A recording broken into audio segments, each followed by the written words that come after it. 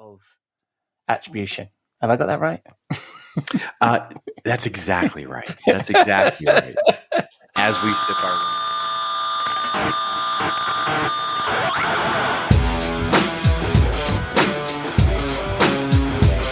Hello and welcome to episode 117 of Rockstar CMO FM. The M is for marketing and the F is for, well, you decide. As you're probably wondering, does the world need another effing marketing podcast?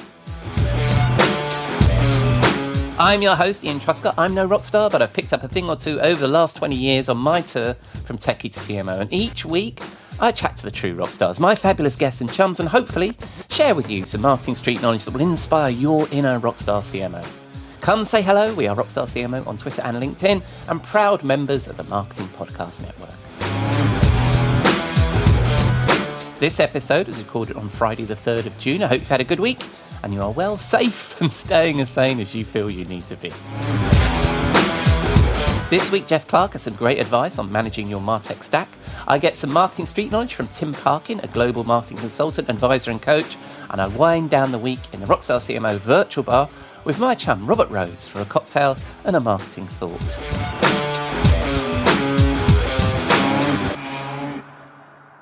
But first, we need to pay the bar tab. I'll be back in a moment. We'll be right back after this word. We'll be right back After this word. You may know you're listening to this show along the Marketing Podcast Network, but did you know there are other great shows on MPN to help your business? Christy Heiler hosts a fantastic podcast called Own It. Christy, tell us more about the show. Own It is all about celebrating women and non-binary advertising agency owners. We talk about buying out of the Boys Club of Advertising because less than 1% of ad agencies are owned by women. And where can people subscribe? You can find the podcast at untilyouownit.com. We're also on the Marketing Podcast Network at marketingpodcast.net. And of course, you can subscribe wherever you get your podcasts. You heard her. Go subscribe.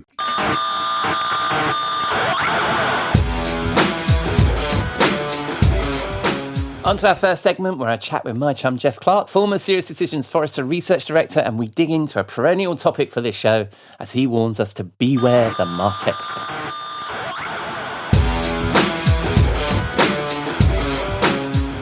Welcome back, Jeff, to Rockstar CMO FM. How are you, my friend? I'm doing very well. How are you? How's the Jubilee going? Hey, it's going good. Yeah, I decided that we'd record this on the day when I'm supposed to be jubileeing or something. So it's the Queen's Jubilee today, Friday. Oh, you had to RSVP to the Queen and say, couldn't do today? Yeah. She was very understanding because she knew that I was talking to you, Jeff. So it's all good.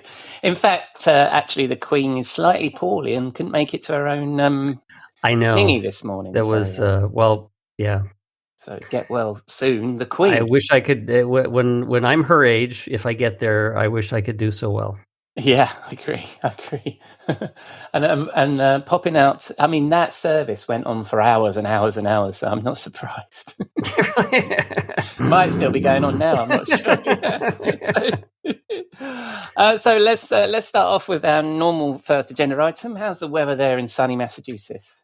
It's not sunny. Oh, damn. The only sunny part is that our local Boston Celtics won the first game of the NBA Finals in the playoffs, and so that was a bit of sunshine. But otherwise, it's rainy.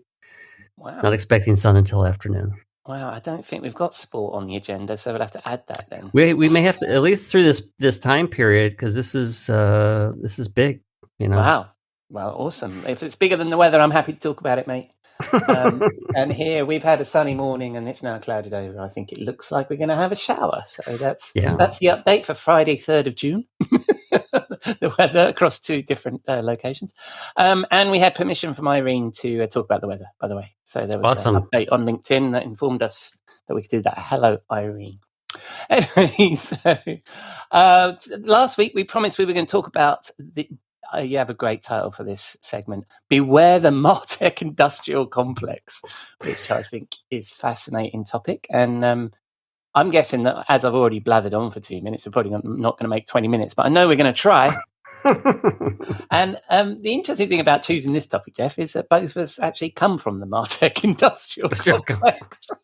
So I love how often I talk on this show with people who are actually from Martech, and they always want to throw Martech in the swimming pool. So yes, yeah. And I actually think that Kerry Cunningham, another Celtics fan, by the way, mentioned the Martech industrial complex or some phrase like that, which is like stuck in my head when I was listening to that. Yeah. Is it Go Celtics? Is that what we say? Go Celtics. Go Celts. Go Celts. Seas. You know, in Boston, it's like the C's, the B's, you know, the Sox. So, yeah. Nice. All right. So that we'll adopt them as our unofficial Rockstar CMO FM baseball team, unless somebody has a different suggestion. It's a basketball team, by the way. Basketball team. Oh, you're playing basketball? I thought you said baseball. No. I really got to get up to date with my American sports, haven't I? Yes. Oops. All right. Sorry, Americans. All of you. Right. So back to the topic. So the Martech industrial complex. Now, bloody hell, where do we start here? I mean, we have so many TLAs and hype cycles and all that stuff around this stuff. I mean, some of them we've discussed on the show about CXM, ABM, MRM, RPM. You've put RPM in the notes. I think you're making that up. No, that's real-time process management, which really? One of my former companies, Pegasystems, was a recent leader in RPM. Wow. It's not rounds per minute. No, and I thought it was. I thought you were making a reference to music, as in the Rockstar CMO show. We've got CRM, WCM, all those other things, right? So, and before the show, we talk about some of our old colleagues and some of the old, some of the companies that we sort of covered and talked about, and it's massive, right? So, how do you? And I think I made the comment. We were just looking at one vendor just before I hit record, and I'm like, who buys all this stuff? So Jeff, what say you? Yeah, well, it is. It's daunting, and the thing is that a lot of these companies, have just. I mean, they get good at. There's a hype cycle on something, and of course, we've talked about account-based marketing, ABM being thrown in the pool many times, and that's one of those things that came along, and now all of a sudden, people that were doing, I don't know, different data platforms or different sort of web add-ons we're now an ABM platform, and and they're using the hype to garner attention and put themselves out in front, and fortunately or unfortunately, I think since the companies that were really successful in marketing automation, like Eloqua, et cetera, they were so successful to investors that investors started throwing money behind a lot of other marketing technologies. There you get the big, the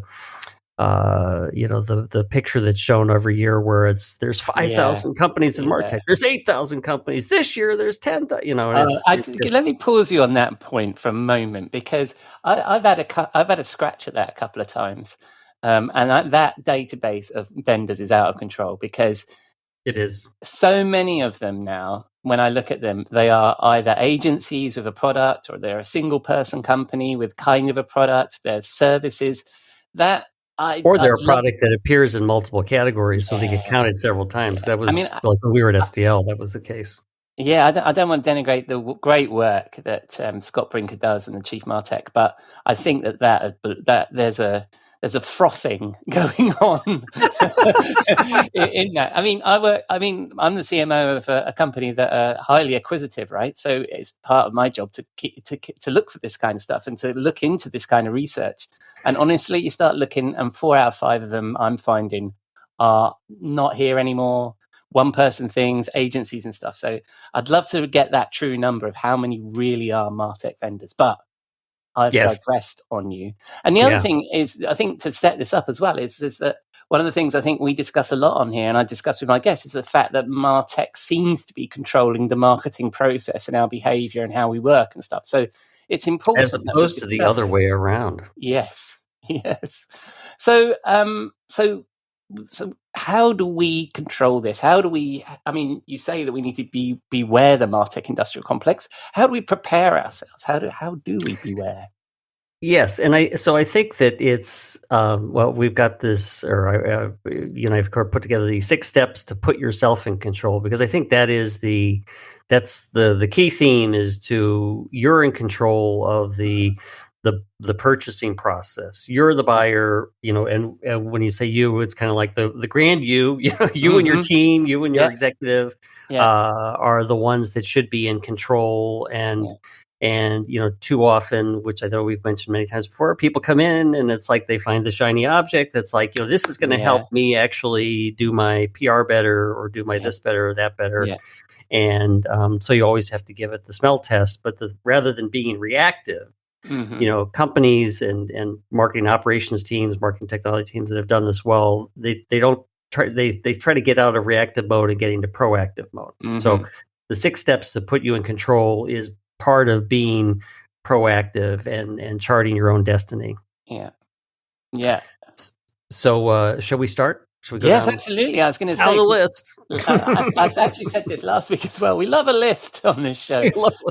So you've got these 6 steps. So what's the first step? So first step is, and these are in pretty much in a sequence.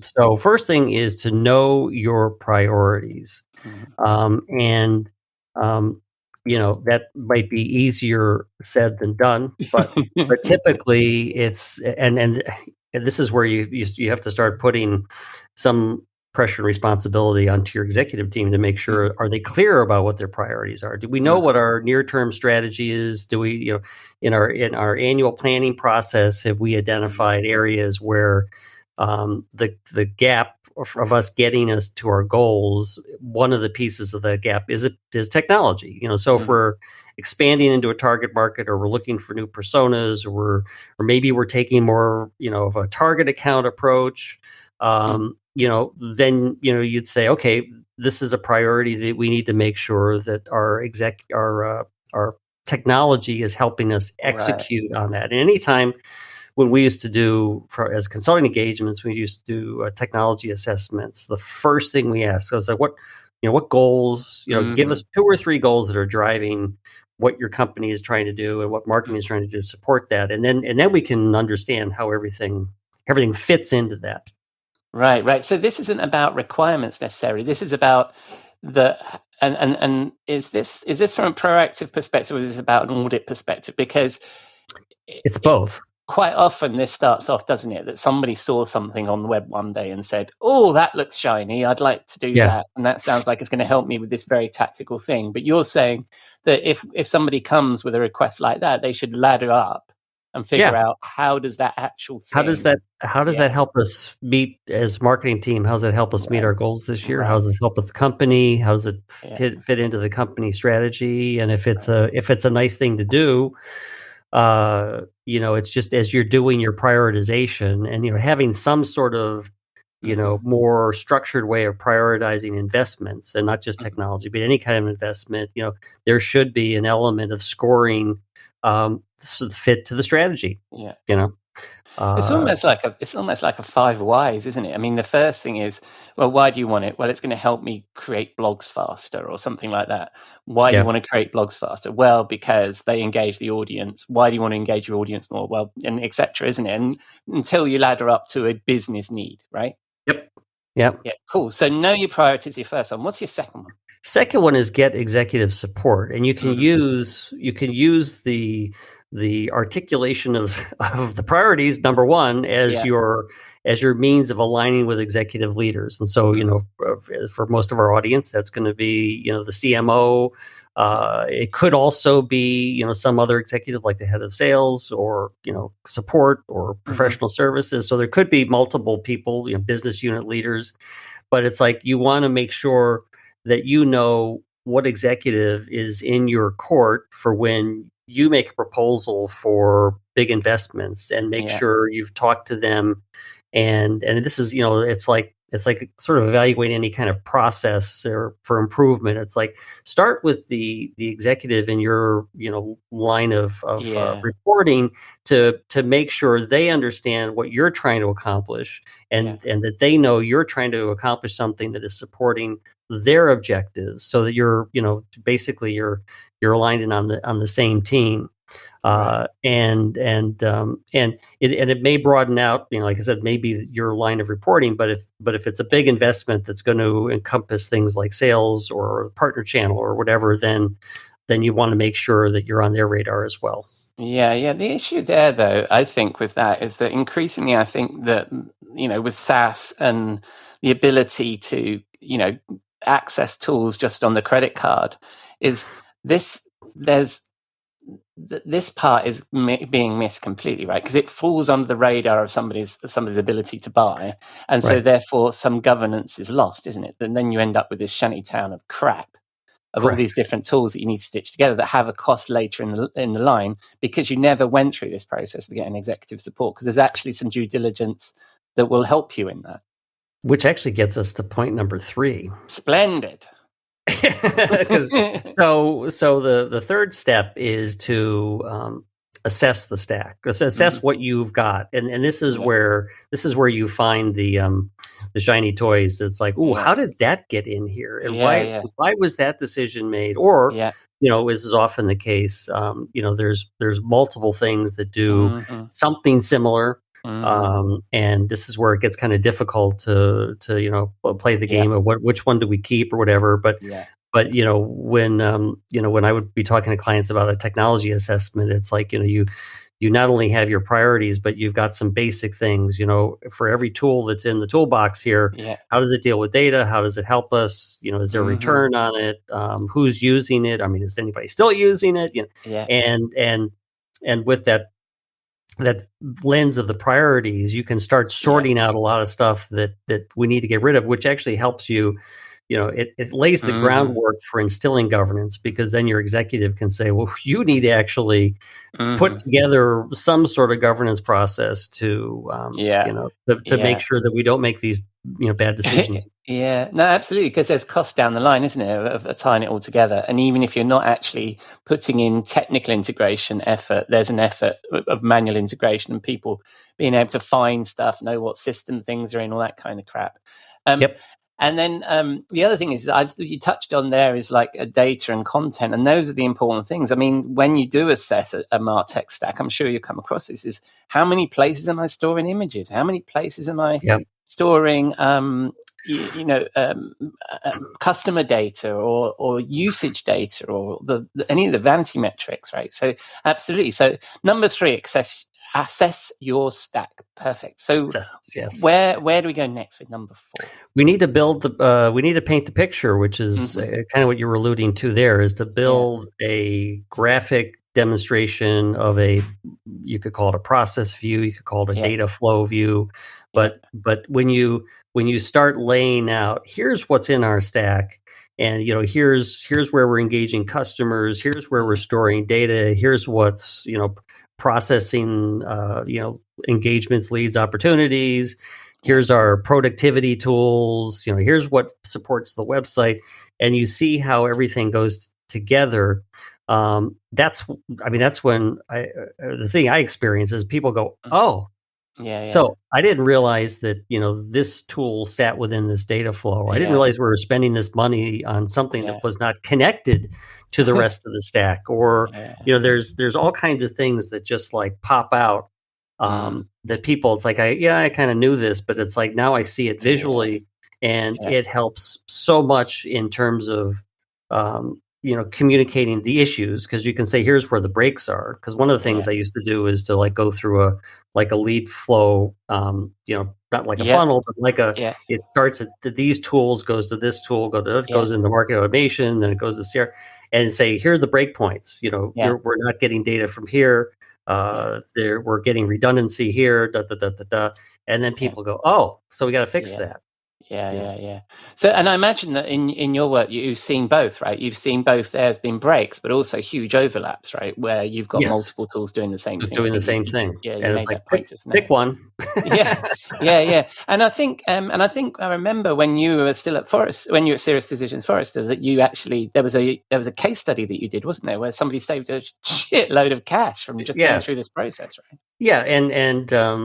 Yes, and it's like they were determining what their priorities were. They were determining what the single source of truth for customer data was, which was, I think, Salesforce. And so what integrates with that, what doesn't, what are outliers.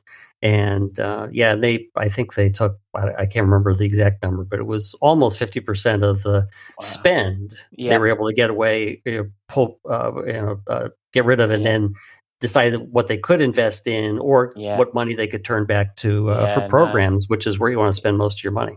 Oh, absolutely. Yeah. I mean, if you can pull that money out of your tech stack, I mean, so much of the marketing budget these days is on tech, isn't it? And people, that you can plow that back in as an investment. So we've got know your priorities, number 1. Number 2, get executive support. Number 3, assess your stack. Number 4, build a process data view, which is what we just did. Number 5, Jeff, what are we doing next? Instill governance. And this is, we alluded to this a little bit earlier, particularly when you're trying to get the executive support. But technology planning is a team sport. I mean, that's what I always used to say. It's not, and this is, in B2B, most buying is a team effort. And so getting a team of people from, either the marketing leadership, sales leadership, sales ops together to help make decisions, whether it's you're reviewing your assessment or whether it's, what are we going to purchase next? Where are the gaps we're trying to fill? Having that team, which could be, you could call it a steering committee, a governance team, that. I mean, there's all kinds of ways. You don't want to make it overly bureaucratic, but on the other hand, good purchasing in a business-to-business environment is done by a team. So who are those relevant people? And there might be some people, like for an individual, investment, that they're not necessarily on a sort of a formal team. They kind of come in and out as they need to make a case. But I think it's critical. One guy I know who did this really well, who was he was like a director of marketing technology, and he had the person from marketing ops, the person who ran the web digital team, and somebody from sales ops. That was kind of like the core. And then you've got the CMO that you're reporting up to. So that's the group that should be making the decisions. It's going to be different in every company, but that's good thing to start with. Yeah, and often that kind of process, people don't like it because it's like saying no. But if you can support that with the process and data view that you've got and the stack assessment that you've done, you can clearly make it clear to somebody that, well, look, we're already going to get that value if we use this tool differently, or we use that tool better, or tell me where this shiny thing fits into this process data view that I have here. Right? And also you can identify what things don't. What kind of purchases can be done without going through a governance body? It's like, if you check these things off, go ahead. You check the vendors, blah blah blah, and if it's not going to mess with our data, go for it. And is that where you define the requirements gathering process, the stakeholders, all that good stuff as well? So you're then getting somebody to think about their needs rather than, oh look, there's a shiny kind of thing. Yeah. Okay, so and then we're on to the 6th, which is the final one. What's the final thing we need to do? The final thing, which it might not be the final, if anyone's got 7, or another one, feel free to chuck it in. But when you're ready, build a business case. So when you're ready to actually make a new investment, make sure that you are just showing what the business outcomes are going to be, that you've gone through the due diligence of, whatever IT requires, or, we've looked at how it's going to change our processes, our data.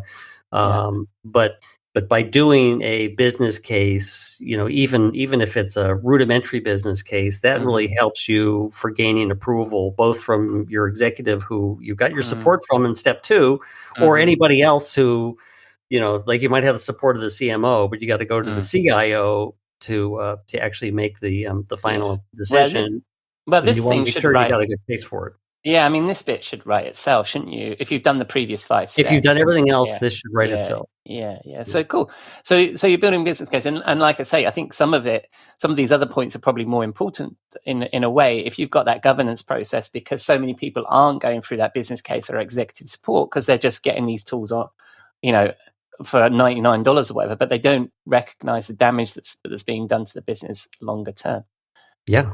Splendid. So I like those 6 steps. Hopefully, are you going to write those up on a shiny new blog at all? I'll write it up. You make it shine, okay? Good show. Well, hopefully we'll see an article there then on rockstarcmo.com. All right. Last item on the agenda. Jeff, what song are you recommending for us this week? Well, the group Imagine Dragons had a hit called Machine.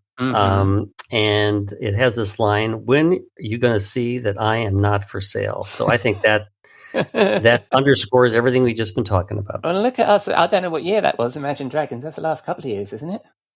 I don't know. Yeah. Well, I'll look it up. I forgot to look up the circa date. So yes, I'll do that when I do the outro. All right, mate. Well, that was excellent. Almost hit 20 minutes, 22 and a half minutes there. So not bad for us. And will I speak to you next week? Yes. Jolly good. And what are we going to talk about? I don't know. I was thinking of following up on this topic with one I've talked about before in earlier career, is the 5 soft spots in technology planning. So we kind of went through these steps to take control, but what are the things that are really hard to do? Cool. And it's like the soft stuff, as I would often say, the soft stuff is the hard stuff. Right. Okay. So we'll talk a bit more about tech planning then next week. I look forward to it. Jeff, have a great week, my friend, and I'll speak to you then. Hasta luego.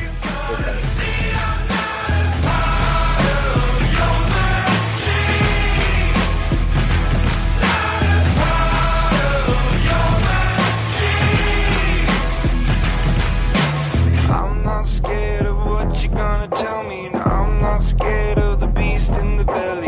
Fill my cup with endless ambition and paint this town with my very own vision. I'm not scared of what you're gonna tell me. I'm not scared of the beast in the belly. Thank you, Jeff. And that was a snippet of Machine by Imagine Dragons from 2018. And as we discussed, Jeff has started sharing his thoughts on our shiny new blog on rockstarcmo.com. And I'll include a link to that in the show notes. And if you have any feedback, like our wonderful friend of the show, Irene, you heard me mention there, let us know on the socials or drop us an email at hello@rockstarcmo.com. On to our guest. Tim Parkin is a global consultant, advisor and executive coach. By applying more than 20 years of experience merging behavioral psychology and technology, he specializes in helping global brands and award-winning agencies optimize performance and accelerate growth. Tim has contributed to Adweek, Forbes, Martech and TechCrunch. Among others, he is a member of the American Marketing Association, the Society of Advancement of Consulting, and was inducted into the $1 Million Consulting Hall of Fame. And this week, he joins Rockstar CMO FM. Hope you enjoy this conversation.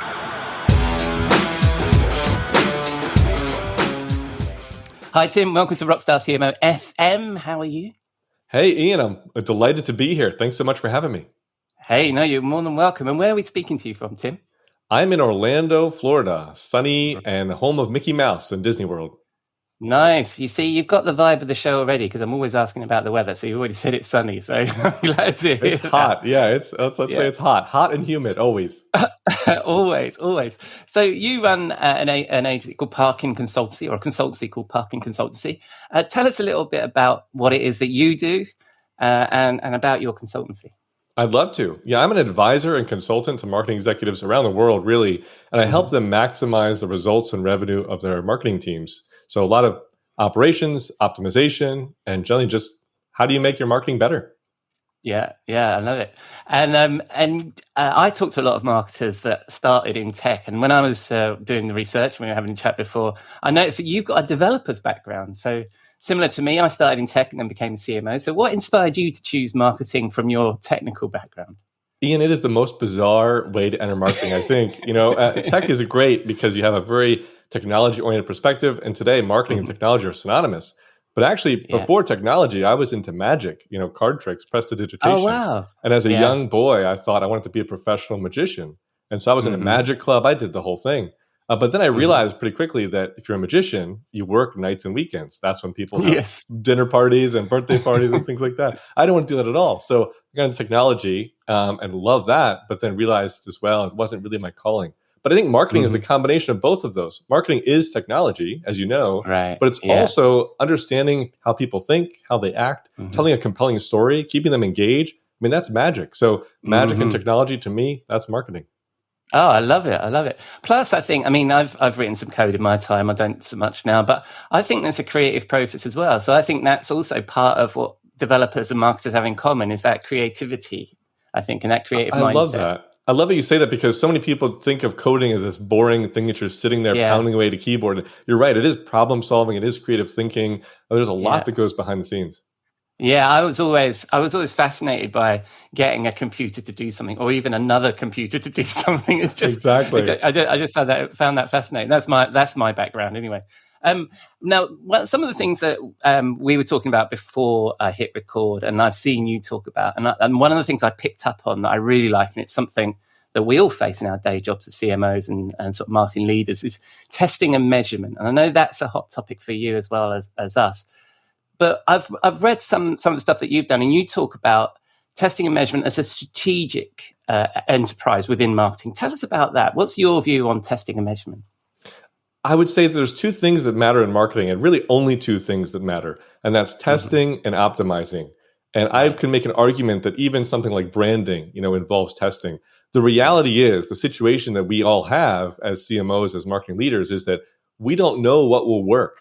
Nobody knows what will work. Your team doesn't, you don't, your agency doesn't. No one knows what will work. And if you accept that premise, then that means that the only way to find out what will work is through testing and then optimizing on the back end of that. So I have a process called test-driven marketing, which I've developed and walk my clients through. And it allows us to focus ruthlessly on the key priorities and then build tests around those to get the most results. But testing is so essential. It's imperative. You can't do marketing without doing testing. No, I agree. And I've always thought of it like, because you don't know what's not going to work. And so I've always thought of it like hedging. You try 5 or 6 different things and then really measure and make sure they're working. But you've got to know that some of it isn't going to work, right? And be confident with that. Absolutely. I mean, that's just the honest, brutal truth, right? That if we agree that we don't know what's going to work, we're going to fail, and we're going to fail a lot. And we have to be okay with that. And that's a real big challenge for so many marketers and for big companies especially, that they're not used to failing. They're not used to wasting money and wasting time. But ironically enough, they end up wasting time and money by not testing. So you can't win. And when you're talking about testing, and by the way, is this one of the key things that that you see with your clients? Is this where you tend to hone in and focus of where they should start? Absolutely. I think if you already have a well-established team, testing is the next step. Of course, everything in marketing is predicated on having a high-performance team. And so a lot of my work also is on the team itself. And I call that marketing inside out. That, we focus so much on the customer and we ignore the fact that our team really matters, that operations matters, that our process and our people and our alignment are key. Right. Yeah. And is that across the business or just within marketing? Because I think there are two schools of thoughts on customer experience, isn't it? A lot of people talk about focusing on the customer, but actually if you focus on your people, and being down there near Disney, right, you see it for yourself, right?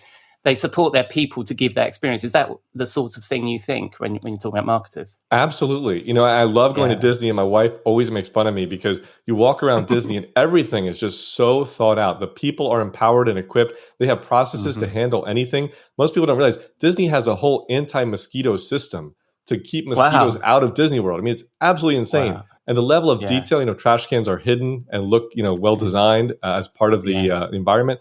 Everything about Disney is world-class, the people, the process, and how everything is run. And it's a great lesson, a great example for marketers. Yeah. I listen to, I have Robert Rose on the show, and he does a podcast with a guy called Joe Pulizzi, who wrote Content Inc. and stuff that you may know. And he recently went on vacation. He was talking about it on his podcast that like Disney just blew him away in terms of that he became even more of a super fan when he saw how well they treated it, how well organized they were, and how well treated the visitor was. But I digressed a little bit. Yeah, I digressed a little bit there. We were talking about testing and measurement. Now, what are you talking about when you're testing? What sort of things are you recommending people test? Are we talking about individual campaigns and treatments and keywords and stuff, or are we talking about something a little bit different? Yeah, so there's the tactical and the strategic. And the tactical is, as you mentioned, changing different copy, changing different layout of the page, things of that nature, targeting different people. But then there's the strategic. And the strategic is where you can really move the needle. If you think about what are the elements, the pillars of our campaign or of our approach that would matter the most. So I'll give you an example. A lot of my clients, are trying to embrace video finally, and they're seeing that video is how consumers are processing everything. And if you're not using video, then you're missing out. And so now it's not just about doing video and not doing video. It's how can we embed video in everything we do? How can we make it kind of this red thread that is woven throughout all of our marketing? And can we test that video as something that we do, a way that we do marketing, not just as a tactic of let's produce a video, but how can we rethink the whole experience, the whole journey, and make video a core part of that? Right. So you're thinking about these tactics and channels as strategies and how they fit into your overall strategy. Absolutely, yes. Right. And what are the key metrics? I've gone into this rabbit hole now, testing and measurement. But what are the key metrics you tend to help your clients set? Where do you think they should focus? Business metrics are the first and best place to start. I know a lot of marketers want to talk about revenue and ROI. It's a hard thing to measure, but business metrics matter. Pipeline matters if you're B2B. Even, sales and customer acquisition matters on B2C side. So looking at from that perspective, and then one of the frameworks I really love is OKRs, objectives and key results. Yeah. And so setting goals from that perspective, from that lens, and then running your operations, running experiments and tests aligned to drive those results is really key, because with OKRs, you can break them down. You don't have sub goals, et cetera. So I think combining those two things, OKRs and strategic focus on testing, you can move mountains, with minimal effort. Yeah. And do you encourage marketing teams to embrace those kinds of things? Because those things are sometimes applied to an organization by HR or by the senior leadership.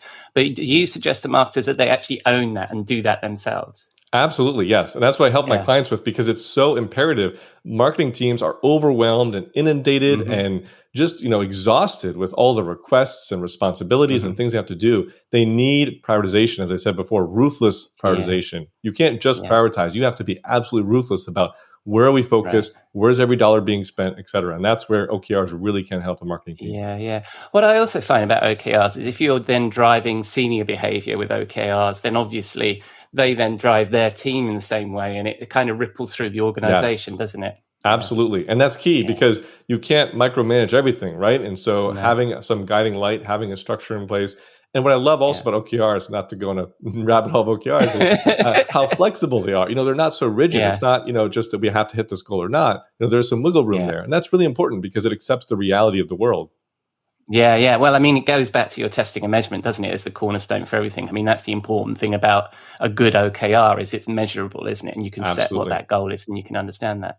Yeah. So if we move up a little bit from the topic of measurement and to that topic of strategy that we just touched on, you also talk about, you can see behind me, the listener can't because I don't do video, but I've got marketing books behind me. Everyone's got a best practice in it, right, of how we should run our business. But I thought what was interesting about what I read that you were talking about was that everybody has their own best practice. And I'm interested, how do you find that? Is that part of that measurement and testing strategy, or how do we find our own best practice? Yeah, I think first, to your point, you have to realize and recognize that best practices externally are a panacea. There's an epidemic. We all want to chase this silver bullet of, that must work for them. Let's do it for us. That doesn't exist. It doesn't work that way.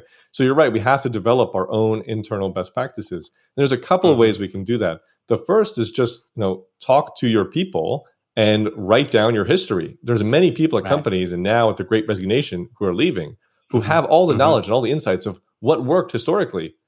Document that and do more of that and turn that into best practices internally. The second is testing. As you're testing, you're going to learn what works and, more importantly, what doesn't work. And what most people fail to realize is that the goal of testing is not better results. That's a byproduct of testing. The goal of testing is insights, to know what works and what doesn't.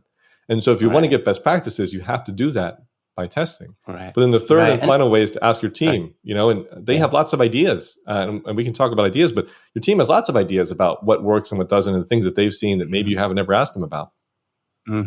So the question that pops up in my mind is, therefore, do you have a best practice for finding best practice? Is this the sort of thing you teach your clients? Exactly, yes. And one of the artifacts of that, which I'll share, which I think is so valuable, and you can create this, today, and it costs nothing, is what I call the book of knowledge. And it's basically an internal wiki of, your targeting, your tech stack, everything you know about your customers, the questions, ideas for the future. There's many, many more facets of this, but document this internally and share it with your team and share it with other organization departments in the organization, because that information is the value that you create through doing marketing, through talking to customers, through doing testing. And if you don't document it, if you're not sharing it, then your team and other teams can't benefit from that and deliver greater results. So create your book of knowledge. It's really easy to do, and it's really, really important. Right. And so if we're thinking about structuring this book of knowledge, I love this idea. So are we talking about, we were talking just now about OKRs and goals and testing and metrics. is it including those as well as the personas, who our audience is, the things that we've done before that have worked, company history? What other things do we need to put in this book of knowledge? Everything. Yeah. Imagine you walked into a library and just the wall is just covered with all these tomes and of knowledge.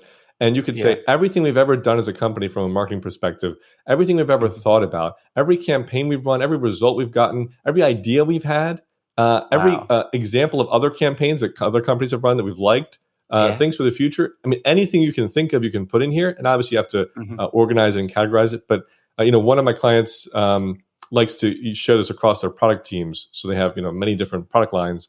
And so they'll have an individual space for each product line, but then they'll, have a shared space where they can also share insights across that because some of them are similar or relate, et cetera. So you can reference this, you can share it. There's so many uses for it, but everything you can think of should go in here. Right. And how does that work when you're working with our clients? Because in my experience, a lot of marketing teams, we're like little hamsters on our hamster wheel we can't stop. We've got to get the next thing out. We've got to get the next thing going. Both of the approaches that all three things that we've talked about so far, testing, OKRs, doing this book of knowledge, involves a bit of pause and a bit of reflection. How do you get a marketing team to do that? Yeah, it's two phases. The first phase, right, is the cultural, is admitting that we need this, we value it, we understand we could benefit from it, but how do we do it? The second phase is, as you say, to get started while you're on the hamster wheel. You can't stop the wheel. The wheel has to keep spinning. You need to keep bringing in revenue, right? But you can do this in piecemeal. Like the book of knowledge, you can start to create the outline today and have your team fill in over time, and it'll grow to become something useful. The same with testing. You don't have to run 7 tests tomorrow, but you can start by running 1 test a month. And once you see that it's actually not difficult and it's fun to see the results, then you can run 2 tests and then 5 tests and then 10 tests. But it depends on the organization too, because I know capacity is always a struggle with marketing teams. Yeah. And how do you keep that book of knowledge alive? I mean, when the classic statement about doing persona work, for example, is that you'll spend these weeks, we'll define the persona, we'll get it all right. They then go into a virtual drawer somewhere and nobody ever refers to them again, right? So how does the book of knowledge, is it something that there's alive that people are referring to all the time and contribute to all the time? That's the real value of it. Yes. First, you have to obviously maintain it. And that's really important. Just like a library. When people return the books, you just let them stack up, that would be useless. So there is some maintenance there, but it is an asset that people are referencing on a weekly, if not daily basis, because they're recording what happened. They're looking up what someone else is working on or what the numbers were. As targeting changes and it's being reflected in there, as new data points come in, they're being added there. Some of my clients have a research team. As new research is being developed about the customer, it's being put in there. So now I can access that to get new ideas. So everyone is constantly has their hands in this pot. And then you have someone typically who is a custodian, librarian, if you will, to manage it and maintain it as well. I like it. I've never heard this idea before. I mean, obviously I've heard the ideas of creating personas, creating customer journeys, and doing, and obviously testing and OKRs and that kind of stuff. But bringing it all together in this sort of book of knowledge is a fascinating idea. It's I so really simple and so effective. It has changed the course of teams, literally in the course of months. And it's just so simple, utterly simple. Yeah. And it must be great for content marketing as well, because I imagine that you can then capture all of the ideas that your team have about what we should be talking about, what are the hot topics in the market at this point, or some news that comes out, and start sharing that across the team. Is that what you see too? Absolutely. It's funny you say that. I was just talking to an executive, and they have this whole internal training course for the company to learn about the products and whatever. And we were looking at it and we said, we should just slice this up and use this as content marketing. And there you go. You have all these assets. And that's the reality of most teams, most marketing organizations is you have so much gold inside of your team. You don't even realize. You just have to stop, like you said, stop the wheel for a second, slow down for a second and look inside. I love it. And then we were talking just now about gathering. I mean, it seems like part of this book of knowledge is to gather the ideas, not just document what you've already done. And you were talking about gathering ideas. So how do you approach your clients when you want to bring those ideas together? Yeah, I have a couple of tools that I use, and there's really 5 steps to getting good ideas. But first, let's admit that we need ideas, because there's this fallacy out there that ideas are worthless and execution is everything. Well, if we agree that you don't know what will work, then you can't just execute. You need ideas to know what to execute on and what to test and try. So ideas have real power. But one of the most powerful things I learned about ideas is that you have to narrow your focus. If I were to say to you, Ian, give me 3 ideas on how to improve the car, it might take you a while to come up with something. But if I said, give me 3 ideas to improve the steering wheel, I mean, something probably immediately jumps into your head about some inconvenience you've had or something you didn't like about it or something you wish it did. So you have to narrow your focus. And this is where, the test-driven marketing framework allows us to focus on the core areas that we've evaluated, chosen, and agree are going to be meaningful for the business for us to focus on. So narrowing your focus is one. Having a framework is the second. And I have an 8-box diagram I walk my clients through, which basically gives you different ideas of how to generate ideas. For example, one of them I call freestyle, which is from Debano. Give me a word, and whatever word you give me, let's see what that means to us and come up with ideas based on that word. It's kind of a kickstart that pushes you in a different direction to come up with ideas. But then also you got to write these down. You have to take your ideas and write them down. To have the ideas, like you said, to put them in a drawer is not enough. You have to write them down, put them in that book of knowledge, and then put them into practice. Create tests around them. Yeah. I love it. And especially, if you like me, you've been around this marketing game for a while, right? Is how many conference room whiteboards have we written on where that's never, ever made the light of day, let alone made it into that virtual drawer, right? So these ideas have to be captured. And I like the idea of having the book of knowledge, because then you can revisit those, and team members change or whatever, you can then keep that fresh. I love that. All right. Well, that was excellent. Thank you very much, Tim. And we're kind of coming up to time. I hadn't realized where we were. I'm going to ask you our final question. We have a regular feature on Rockstar CMO called the Rockstar CMO Swimming Pool, our portal to marketing hell for the overhyped trends, BS, and snake oil from this marketing industry we love. What would you like to see chucked into the pool? There's a big one here. And I might get some heat for saying this, but I'll say it anyways. If you believe that artificial intelligence and algorithms are going to save you and replace marketing fundamentals, then you're sorely mistaken. Marketing will always be about people. It has always been about people. And AI and algorithms, despite having a technology background like yourself, Ian, I know they're valuable. I know they have use, but we have to get rid of this idea that AI and algorithms are our savior and here to deliver good results for us. Marketing is about people. Yeah, I love that, especially as you know full well that if you give us marketers anything, we'll ruin it, right? So true. Look what we've done with marketing automation. Can you imagine if they gave us an intelligent robot? Good Lord. We'd be in big trouble. I love it. Thank you very much, mate. And you've named a few different models that we should follow. There's plenty of stuff there that I think that we can take away from this. And when people spin the dial on the interwebs, where are they going to find you, and where can they find some of this work? I would love to connect on LinkedIn. That's Tim Parkin, Parking without the G on LinkedIn. And I am starting to do LinkedIn Lives every Thursday, every week. So I would love to connect with you there and see you on LinkedIn. Nice. And I'll include all your links in the show notes, Tim. Thanks very much for your time. I look forward to staying in touch and maybe having you back on the show. Love it. Thanks, Ian. Cheers, Tim. Bye-bye. Thank you, Tim. Enjoyed that. Packed quite a bit into that interview, and I will definitely have him back to unpack some of those frameworks we touched on.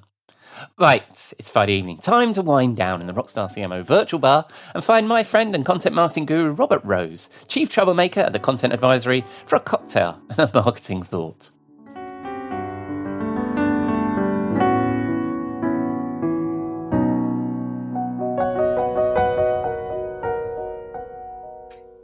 Good evening, Robert. What are you drinking? Oh, hello, my friend. Welcome to the bar, and welcome to the end of the week. It's been a busy week. I really need a cocktail here. We have something fun planned. Here's the thing. I was, when I was a kid, and by kid I mean like 18, 19, 20, 21, not like kid, because what I'm about to say would then be like really weird.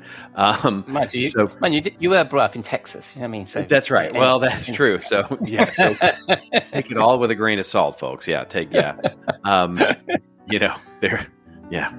get off on a rant on Texas, but okay. Just so much there it's such a rich and awful thing now. But anyway, all right. Getting back to the topic at hand, I used to drink when I was a kid rum and Cokes because that's what kids drink, right? Yes. You throw Coca-Cola in there and then you throw rum in there, and it's like sugar piled on top of sugar, piled up on top of sugar. And it was perfect when you were 18, 19, 20, 21 years old and running around and had the metabolism of a hamster. And you could do all that. Well, now I can't, of course. I've stopped drinking Coca-Cola full stop. Maybe occasionally when I go to the movies, I have a Diet Coke or something. But it's pretty much no, you don't drink soft drinks anymore. However, I missed it. I had this sort of craving for it recently, and that sort of affected the cocktail for tonight, which would be a classic rum and Coke, except of course now we're adults and we drink fancy cocktails. We don't drink rum and Cokes. So we have what we're calling the Cuba Libre. And the Cuba Libre, which is just as easy as it gets, is ostensibly a rum and Coke. Now, using really good rum here is a really, not the cheap stuff we did as kids, but the more expensive stuff. Putting in a light amount, not a heavy amount of Coca-Cola, and then a good amount of lime juice, right? So a little bit of lime juice that gives it, that adds the fancy, right? Is what that does. And so that's it. It's very simple. Poured over ice, little Coca-Cola, a really good rum to pour in and make it adult beverage, and then of course a little lime juice. And that's our Cuba Libre for tonight. Splendid. Well, my wife's actually a fan of a Cuba Libre, so you'd think that on my desktop bar that I would have the ingredients for such a drink. So let's see how we get on. I've actually got the most. Let me see. I have the most English of rums. And it's brand new bottle that I'm opening. It is this week. It's Hendrick's Neptunia gin that my good lady wife actually purchased for me for my birthday. Fantastic. I'd like to see that since you're not getting the sponsorship from Hendrick's, you've moved along. And you put Coca-Cola in that, right? Which is a fizzy beverage, isn't it, of sorts? Which I think it is fizzy. Yeah. Oh, the people at Fever Tree have supplied me with some fizzy libation to pop into my liquor. I see. They've made it with rather than cocoa, they've made it with cucumber. the most English of cocaines. Yes. There you have it. They might have put the lime in already. Let me give this a taste. Oh, that's delicious, Robert. I could drink one of these every week. I suspect you might. And what are we calling these? We call those a Cuba Libre if we are drinking the one with rum and Coke in it. I'm not sure what the Cucumber Libre would be, but... I should have said that was Fever Tree Cucumber Tonic Water. I don't know if I said it was tonic water and people just thinking I'm dumping cucumber into my drinks.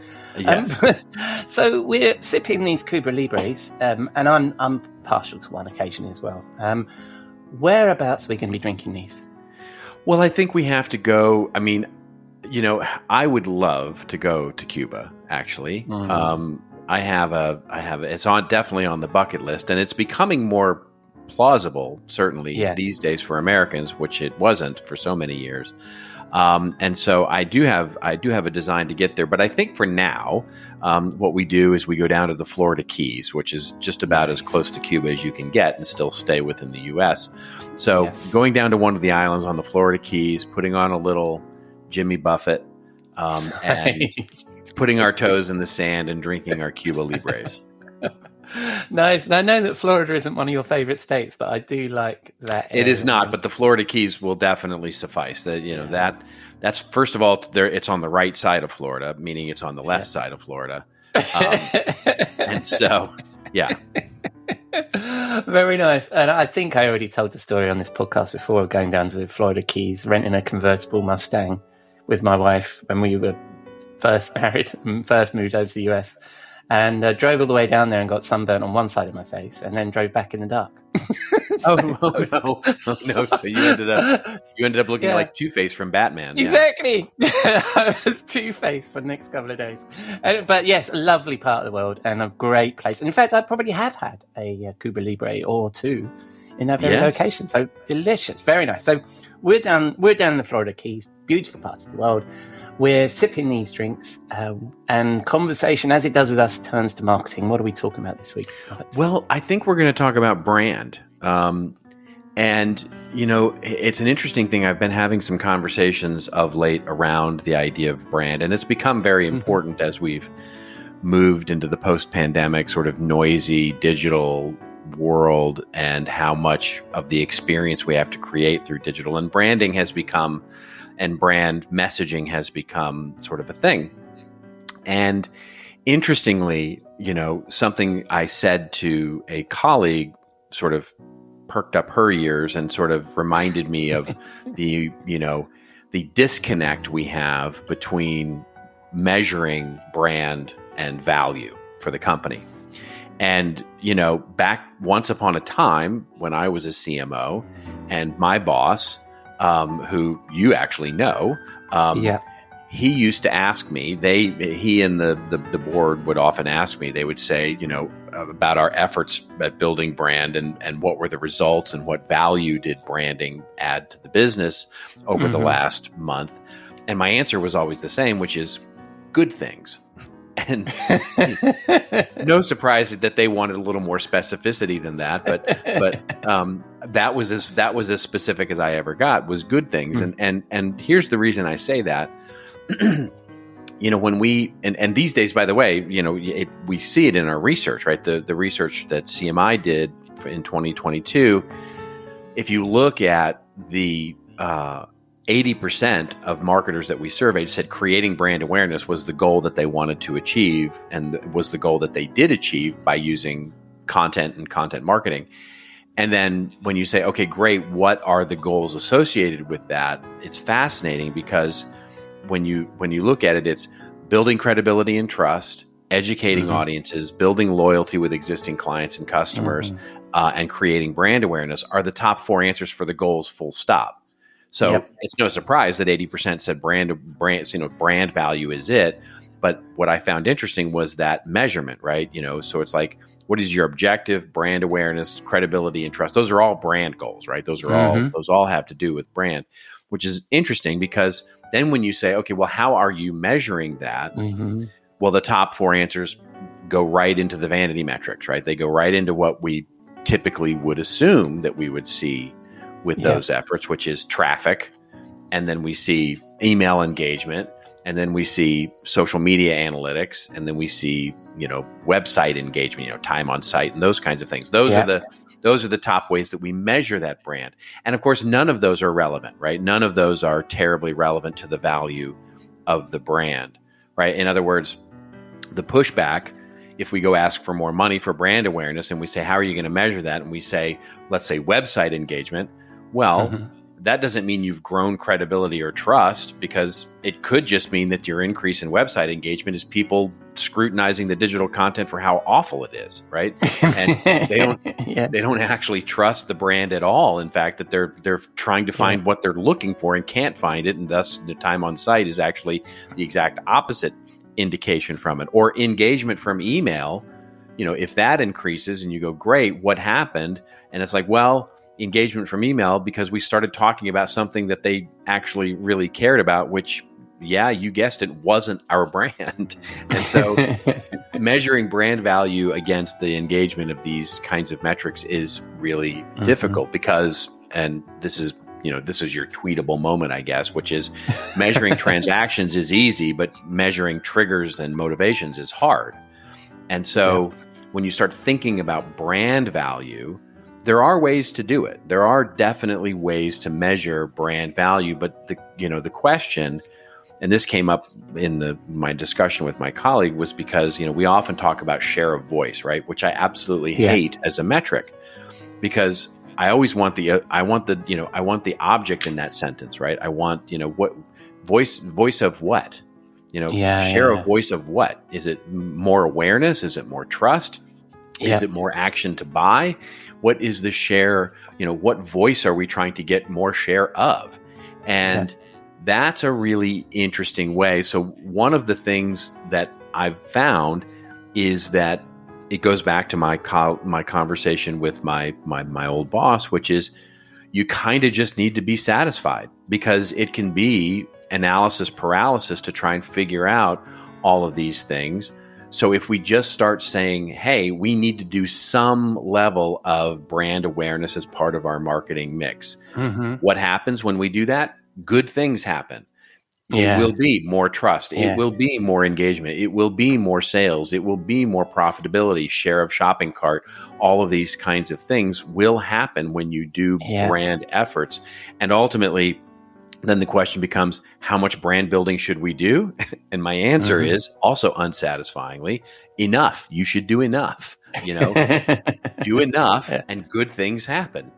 Well, how do you value it? I mean, we've moved so far away from that way of thinking as marketers, haven't we? That we're doing things that can't be measured and can't be attributed to a deal, particularly in B2B, is a tricky business. And then how much should you spend? So are we thinking that we need to have a certain amount of our budget, marketing budget, non-attributable? There's absolutely no, there's nothing we can do about it. We won't know whether it was good spend or bad spend, but we must do it anyway.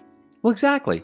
I mean, look, that's exactly it, right? It's like, over 30 years, I've been married 30 years.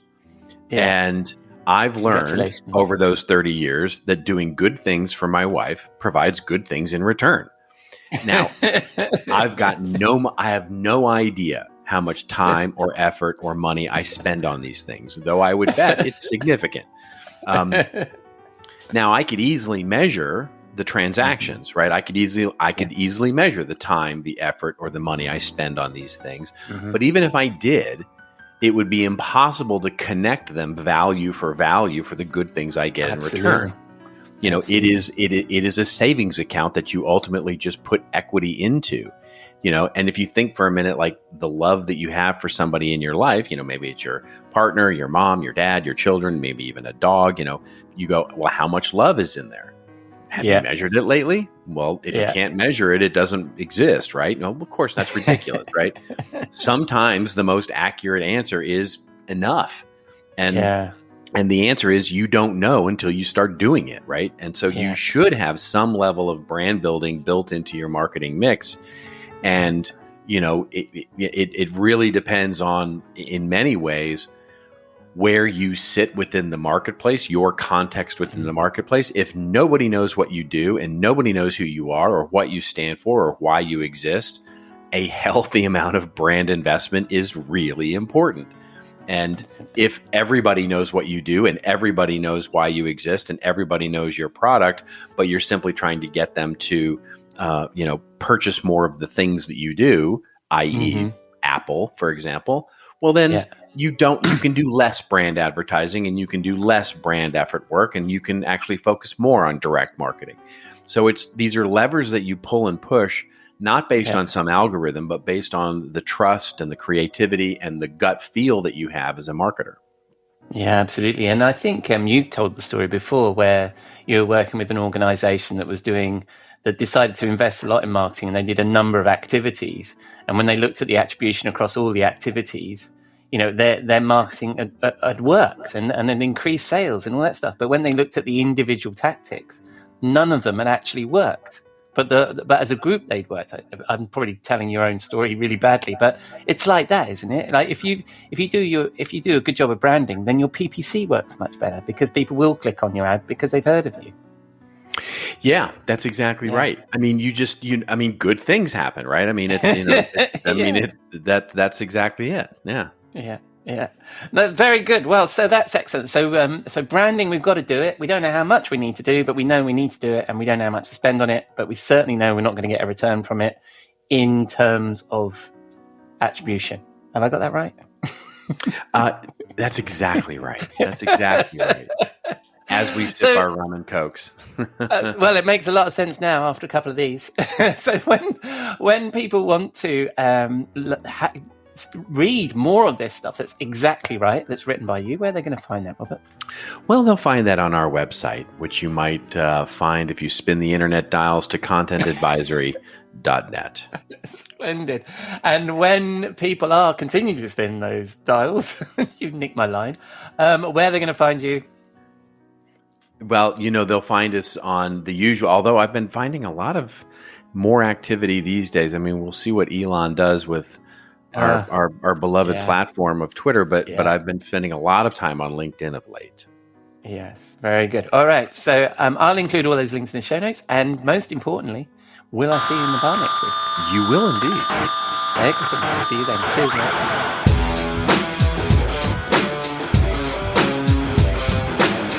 Thank you, Robert. Great topic. Love that quote. Measuring transactions is easy, measuring triggers is harder. So that's a wrap on episode 117 of the Rockstar CMO Effing Marketing Podcast. I've been your host, Ian Truscott. Thanks again to Jeff, Tim, and Robert for sharing their insight. Please say hello to them. I'll include all their links in the show notes, which you can find on your favorite podcast app or at rockstarcmo.fm, where you can also find all our previous episodes. But most of all, thank you for dropping a dime into your podcasting jukebox, selecting our track and jiving along with us. So, does the world need another effing marketing podcast? Let us know on the socials. We're Rockstar CMO just about everywhere. Or drop a rating or review in your favourite podcast app. Or just keep listening. I'm glad you're here. Next week, as you heard, Jeff and Robert will be back. I'm looking forward to chatting with Melissa Moody, CMO and co-founder of Gated. Until then, have a great week, and I hope you'll join us back here next week on Rockstar CMO FM.